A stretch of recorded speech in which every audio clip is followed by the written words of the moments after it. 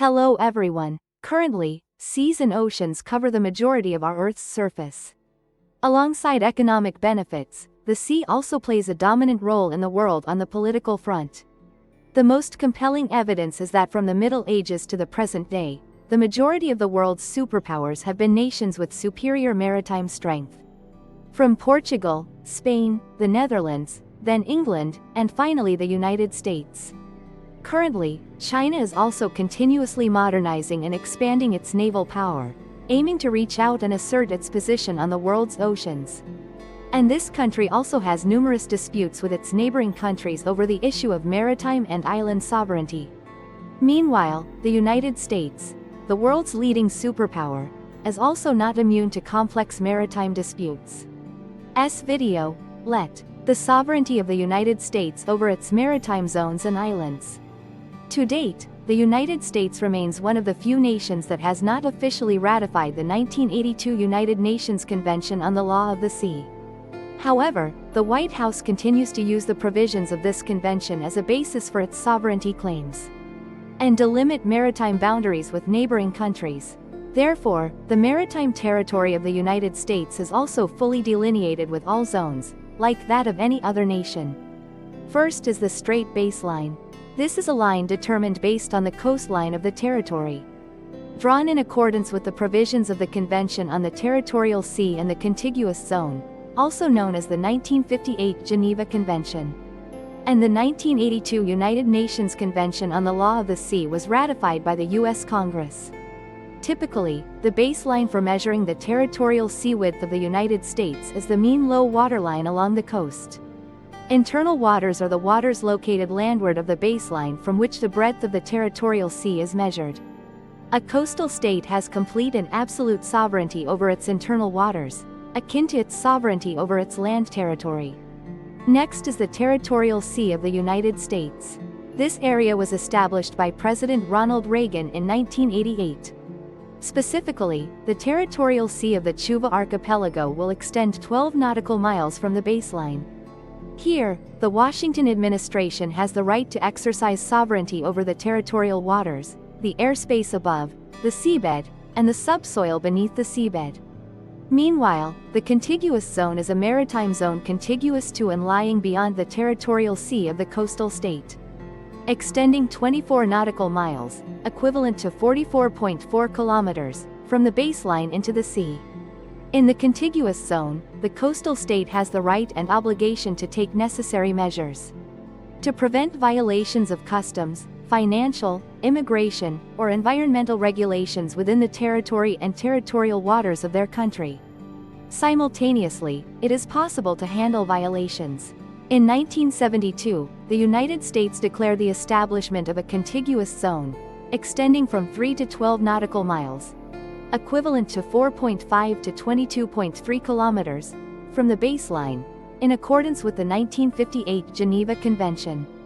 In 1999, President Reagan expanded the U.S. territorial sea to 22 nautical miles. During President Bill Clinton's administration, the United States declared the expansion of its contiguous zone from 12 to 24 nautical miles from the baseline. This distance ranges from 22.3 to 44.5 kilometers, which is entirely consistent with the provisions stipulated in Article 33 of the 1982 United Nations Convention on the Law of the Sea, UNCLOS. The nation's exclusive economic zone, EEZ, was also declared in March 1983. This statement asserts that the United States Exclusive Economic Zone, EEZ, has a breadth of 200 nautical miles. Specifically, the East Coast region stretching from Maine to Florida possesses an exclusive economic zone of 915,763 square kilometers. Next, from the state of Florida to the state of Texas, I should choose the EEZ area of 707,832 square kilometers.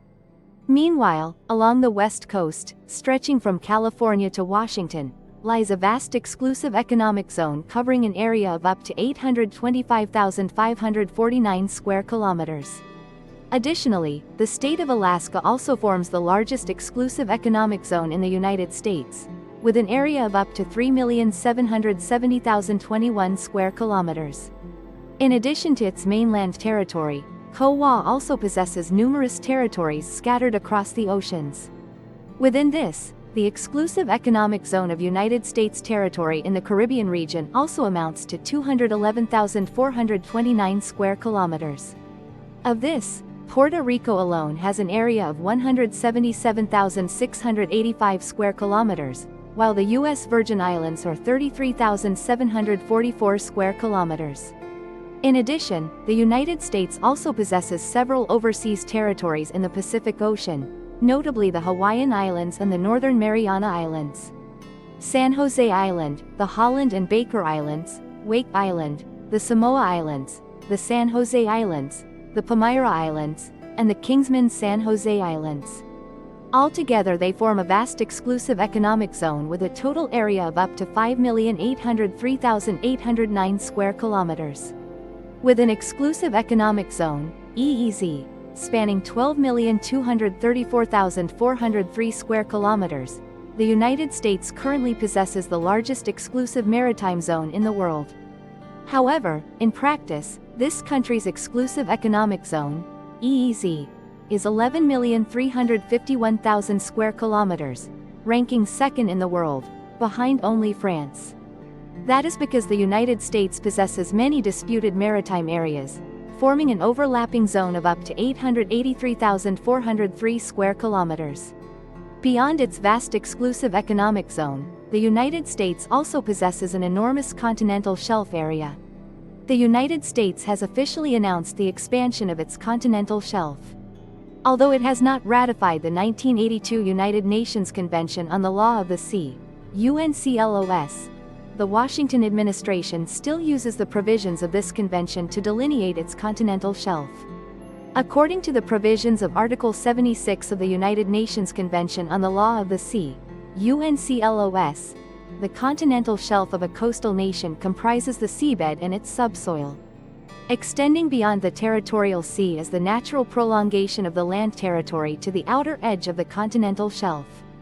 An exclusive economic zone of 200 nautical miles may be established from the baselines from which the breadth of the territorial sea is measured, in cases where the continental shelf does not extend to that distance. This definition eliminates the element of exploitability and focuses solely on the inherent natural conditions of the seabed. In all cases, a coastal state has a continental shelf of at least 200 nautical miles, equivalent to approximately 370.4 kilometers. If the natural continental shelf extends beyond 200 nautical miles, the coastal state may establish an extended legal continental shelf beyond that 200 nautical mile limit. However, this continental shelf extension shall not exceed 350 nautical miles from the baselines, or shall not exceed 100 nautical miles from the 2,500-meter isobath. In December 2023, the U.S. government officially announced the limits of its extended continental shelf. Specifically, Washington has released the geographical coordinates defining the outer limits of its extended continental shelf. In areas more than 200 nautical miles from the baselines used to measure the territorial sea, known as the extended continental shelf.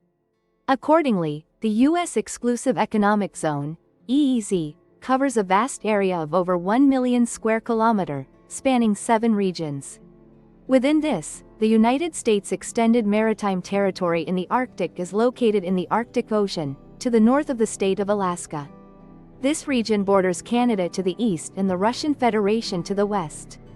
The continental shelf in this area extends northward for a length of approximately 350 nautical miles. That is approximately 648.2 kilometers, over 350 nautical miles, to the east and approximately 1,259.3 kilometers, over 680 nautical miles, to the west, measured from the baseline of the U.S. territorial sea. Additionally, there is an extended continental shelf located in the Atlantic Ocean, off the eastern coast of the Americas. The extended continental shelf in this area ranges from 206 to 350 nautical miles, equivalent to approximately 381.5 to 648.2 kilometers from the baseline of the Hoang Sa archipelago. Next is the expansion of the continental shelf in the Bering Sea. This sea is located in the northern part of the Pacific Ocean. It extends to a distance of 340 nautical miles, equivalent to 629.6 kilometers from the U.S. territorial sea baseline. In the Gulf of Mexico, it can be divided into two main areas, the first of which is the eastern region. The expansion of the continental shelf in this area has been confirmed by the White House, with a limit of 200 nautical miles, equivalent to 370.4 kilometers. Next is the western region of the Gulf of Mexico. In this area, the broad continental shelf is limited by the 200 nautical mile distance and the maritime boundary delineated between the United States and Mexico. The sixth region is the Pacific Ocean area. This zone is located in the eastern part of the ocean, stretching off the western coast of the Americas. Waters in the region has a width of approximately 285 nautical miles, measured from the nation. The last of the 7 U.S. territorial regions to claim sovereignty has expanded the mainland. These are the Mariana Islands. This area is located in the western Pacific Ocean, comprising the island of Guam and the Commonwealth of the Northern Mariana Islands. The expanded U.S. territory in this region is located northeast of the Mariana Islands. This scope is partly defined by the 200 nautical mile boundary between the U.S. and Japan. Although currently, the embassy has a very large, expanded continent. However, the United States also has numerous maritime and territorial disputes with neighboring countries. Among these, the most prominent is the dispute between the United States and Canada. Although they are close allies, neither side makes concessions to the other on maritime and island-related issues. First and foremost is the sovereignty dispute over the Maciacio Islands. This island is situated between the Gulf of Maine and the Bay of Fundy, approximately 16 kilometers southeast of the town of Cutler in the U.S. state of Maine. And the town of Grand Manan is located approximately 19 kilometers southwest of the Canadian province of New Brunswick. This is a rocky island with an area of approximately 8 hectares. Due to the barren geology and lack of vegetation, the island is almost uninhabited. Currently, the Maciacio Lighthouse is only guarded by 1 or 2 members of the Canadian Coast Guard. The dispute between the U.S. and Canada over the island and its surrounding waters dates back to the end of the American War of Independence. From 1775 to 1783. Subsequently, the Treaty of Paris of 1783 was signed, ending the war and recognizing the sovereignty of the 13 colonies over the entire territory. Within 102 kilometers of the U.S. coastline, including Maciacio Island. The only inhabitants of the island are the lighthouse keepers, who are appointed by the Canadian government to reaffirm the nation's sovereignty. On the part of the United States, it was not until 1971 that they officially made a claim to this island. Currently, the dispute over Maciacio Island holds particular importance for both sides, as the surrounding area possesses an extremely abundant resource of fish and lobster. Next is the dispute in the Juan de Fuca Strait, engineered by the Wright Walkers. This strait is approximately 154 kilometers long, with its widest point reaching up to 40 kilometers and its narrowest point being only about 19 kilometers. Considered the primary gateway connecting the Salish Sea to the Pacific Ocean, this strait lies between Canada's Vancouver Island and the U.S. state of Washington. The Strait of Berthoud City is famous for the scene of sunlight shimmering on the water's surface, a view so beautiful it leaves people in awe. I apologize, but the text you provided is not meaningful Vietnamese, and I cannot understand its content to rewrite it. And the U.S. state of Washington. The Strait of Juan de Fuca is named after the merchant Charles William Barkley. Named in 1787. In the name of the Greek mariner Juan de Fuca. He set out on a journey to find the legendary and mysterious sea creature, El Alien. Currently, the maritime boundary within the exclusive economic zone has been clearly defined and no longer presents any disputes. Since the border between the US and Canada has been clearly demarcated. However, disputes still exist regarding the boundaries of this 200 nautical mile maritime zone. Approximately 370 kilometers west of the El River mouth. Both Canada and the United States have proposed that the boundary line is drawn based on the median line principle, equidistant from the baselines. However, there remains disagreement regarding the base points used to determine the border. Therefore, a disputed area was formed. In addition, the government of Canada's British Columbia province has also taken positive steps. Both proposals were rejected. Instead, they argue that the Juan de Fuca submarine canyon is the most appropriate geomorphic and geographic boundary because it marks the northern boundary. Olympic National Park's coastal region. British Columbia's perspective, based on the principle of extending the statute of limitations as stipulated by international law. This has posed a significant challenge for the Canadian federal government, applying the principle of self-expansion to the Juan de Fuca Canyon. This will weaken Canada's argument in the dispute over Machias Seal Island. This is a strait approximately 80 kilometers long, located in the Pacific Ocean and situated on the border between the United States and Canada. It's located in the middle, kind of like the Alaska Peninsula in the north, and the province of British Columbia to the south. This entrance is actually part of the maritime border between the United States and Canada. But currently, this issue is under dispute. In this, Road AB marks the northern boundary of the entrance to Dixon, determined by the Arbitration Court, established by the Alaska Boundary Treaty in 1903. The significance of this route remains a contentious topic between the US and Canada. Ottawa asserts that the AB line is the international maritime boundary. Meanwhile, the Washington administration believes that the purpose of this is to determine the territorial area under the sovereignty of each nation. Therefore, the White House does not recognize the AB line as an official border. The Northwest Passage is a maritime route in the east, connecting to the Atlantic Ocean. With the Pacific Ocean to the west, it stretches across the icy waters of the Arctic Ocean. This vast waterway is located within the territory of Nunavut and the Northwest Territories of Canada, where there are no land disputes whatsoever. However, the status of water resources in the Northwest Corridor. This is yet another controversial issue. Specifically, Canada considers most of this waterway to be part of its territory, particularly the maritime area of Canada's Arctic archipelago. However, the United States views this as an international waterway. This means no single country has the authority to resolve this issue. And that stance was further solidified when the European Union officially voiced its support for Washington's position. The Northwest Corridor avoidance incident originated from an event that occurred in 1969, when an American oil tanker passes through this waterway, without the permission of the Canadian government. To address this issue, Canada has passed an act affirming the nation's sovereignty for decisions related to the environment on waterways. Another incident also occurred in 1985, when the Canadian Coast Guard attempted to inspect a vessel arriving from the United States. This move is believed to be unlikely to please the White House. However, Canada later made an official statement, reaffirming its sovereignty over the Northwest Corridor. For its part, the United States government has officially declared sovereignty over the Northwest Passage, to comply with the 1982 United Nations Convention on the Law of the Sea.